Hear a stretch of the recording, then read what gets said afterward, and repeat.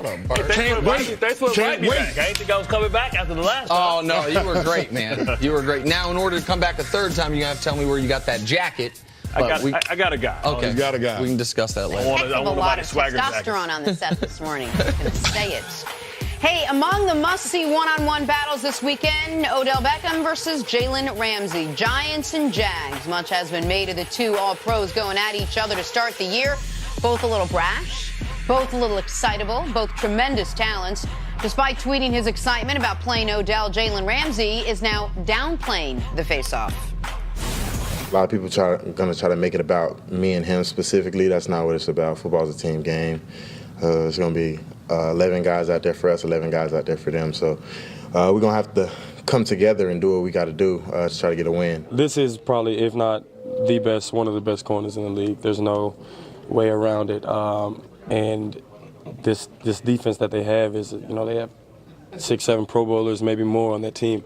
They have a very good scheme. They're probably the best defense in the NFL. So we have a very tough challenge ahead of us. But I think we're all excited about the opportunity to just be able to come back, play football again. I know that I'm very excited. So it's definitely going to be a good match. Before you ask your question, Jenna, I hope everyone's happy. I hope my friend Chris Carter's happy. I hope all the old school media folks are like, this isn't how you act. You always respect your opponent. I hope you're happy because now we've neutered Jalen Ramsey. Odell is doing the same thing. Like that is, man, I needed him barking. I needed him saying I'm going to pull him by his yellow hair. The audience should know that during that soundbite, three of these guys, all three of them were going like this. Man, I'm so upset. You were so we need Jalen. Don't let them do this to you, man. That's rich. Didn't Jalen Ramsey, when Odell signed his big contract, tweet out something like, I'm looking forward to the showdown? You thought there was going to be some build-up here. Nothing has changed. They're ready to get it. I'll tell you what, this is like the calm before the storm. They just don't want to provide any bulletin board material, but they're ready to go. And, I think that the matchup is going to be an interesting matchup, but if I'm the Jacksonville Jaguars, I'm not even putting Ramsey on Odell. Don't look at me crazy. Listen, they got another corner that's A.J. Boye that is arguably a top 5 corner as well. But sometimes you don't want to waste your number one guy on their number one guy because no matter how great you are as a corner, no matter how great you are as a receiver, those two guys are talented, so they're going to win some. What you do is you double Odell with your second best corner, your 2, and you shut Shepard down. And what happens is that makes them one-dimensional. I'm going to take this off because I don't know it's not charging. It makes them one-dimensional. So what happens is you put all the pressure on Saquon Barkley, who hasn't played in the regular season and test that hamstring. I'm telling you what, we're going to find a lot out about Saquon Barkley because Talvin Smith got that hit stick.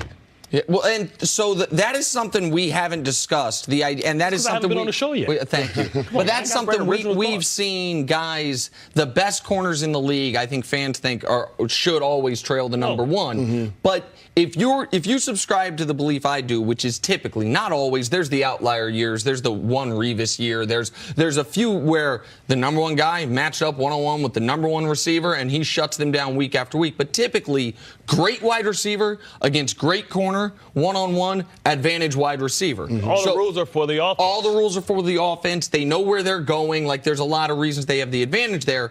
But great wide receiver doubled, and then mediocre or unproven wide receiver against Jalen Ramsey. Now, all of a sudden, you're talking about being able to shut down both of them.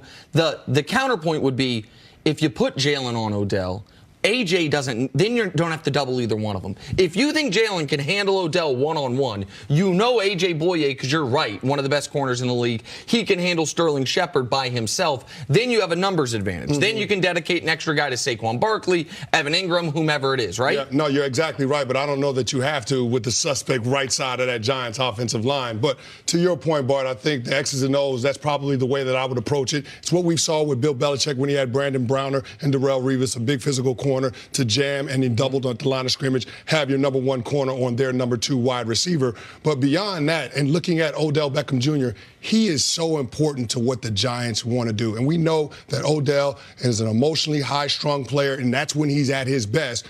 I worry a little bit about his maturation and those emotions getting a little bit out of control, because we've seen it before when he's matched up against a number one corner in 2015 going up against Josh Norman. And you saw how that affected that team.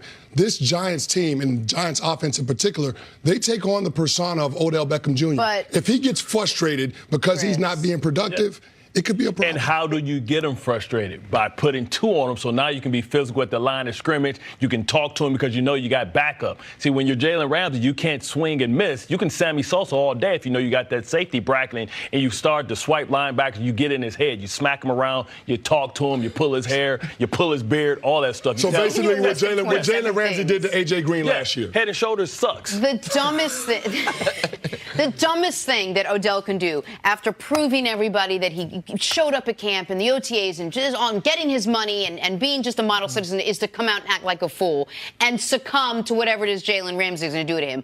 But Go ahead before I ask my question. Money only makes you more what you already are. He was putting on an act. I want to see if Odell Beckham would have showed up if they wouldn't have gave him the money. See, everything worked out so he can have that behavior and act like he's mature. You don't change that much that fast. Interesting to see how. And I just apologize to interrupt, Gino. No, the stuff that you're talking about absolutely will not matter if Odell wins this matchup.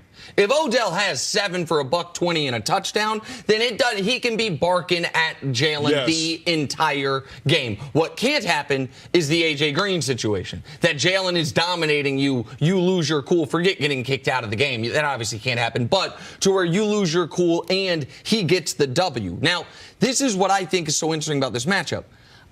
There are paths for victory for the Giants without Odell having a great game. But if Odell has a great game, the Giants will win. Does that make sense? Like, that makes sense. That if we're talking on Monday that Odell dominated this matchup, the Giants won the game.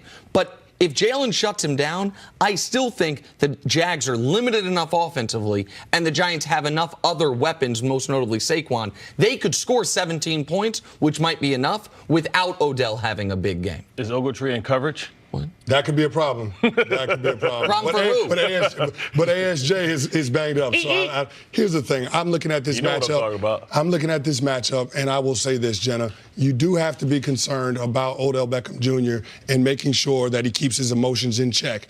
But he has to be a factor, not necessarily have production in terms of the catches, touchdowns, and the yards, but he has to be a factor in terms of somebody that the defense has to deal with, because you got to create opportunities for all those other guys. Odell Beckham Jr. is the one guy on this Giants team that they can't afford to have a stalemate in his matchup. Who is going to be more important in factoring the outcome of this game? Whatever Jalen Ramsey can do to Odell, or how big of a game Saquon Barkley can have? It's got to be Saquon Barkley, because Eli's at his best when he's doing play action and throwing the ball down the field. He's not as accurate as he used to be on intermediate routes. He's a guy that likes to turn his back to the defense, locate the safety, and throw the ball deep down the field. We've seen it over and over, and some of his greatest highlights are some of his best throws, but they're long throws.